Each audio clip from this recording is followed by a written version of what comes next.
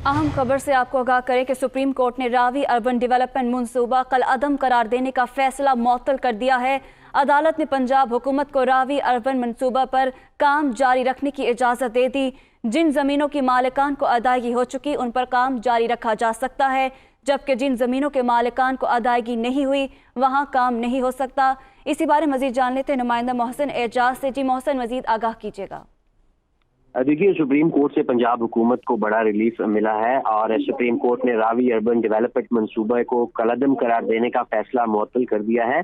अदालत ने पंजाब हुकूमत को रावी अर्बन मंसूबे पर काम जारी रखने की इजाजत दे दी है। अदालत की जानिब से ये कहा गया है कि जिन जमीनों के मालिकान को अदायगी हो चुकी है उन पर काम जारी रखा जा सकता है, ताहम जिन जमीनों के मालिकान को अदायगी नहीं हुई वहां काम नहीं हो सकता। अदालत ने इस सिलसिले में हुकूमती अपीलों पर तमाम जो फरीकैन हैं उन्हें नोटिस भी जारी कर दिए हैं और ये भी कहा गया है कि जायजा लिया जाएगा कि क्या फैसले के खिलाफ इंट्रा कोर्ट अपील बनती है या नहीं। अगर इंट्रा कोर्ट अपील बनती हुई तो केस लाहौर हाई कोर्ट को भिजवा दिया जाएगा।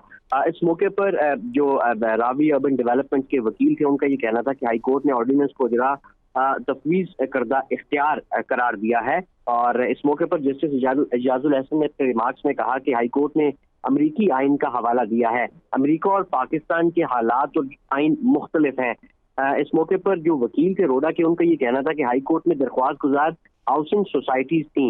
इस पर जस्टिस मुजाहिर नकवी का कहना था कि हाउसिंग सोसाइटी तो मफादात का जो उनका टकराव है वो वाजे नजर आ रहा है। अब सुप्रीम कोर्ट ऑफ पाकिस्तान की जानिब से पंजाब गवर्नमेंट को एक बड़ा रिलीफ मिला है और जो फैसला था उसे मुअत्तल कर दिया गया और पंजाब हुकूमत को अब मशरूत इजाजत दे दी गई है कि वो इस मंसूबे पर काम जारी रख सकती है, ताहम जिन जमीनों के मालिकान को अदायगी नहीं हुई वहां पर यह काम नहीं हो सके। बड़ा रिलीफ है, जबकि फरीकैन को नोटिस जारी कर दिए गए हैं। बहुत शुक्रिया मोहसिन एजाज, हमें अपडेट कर रहे थे।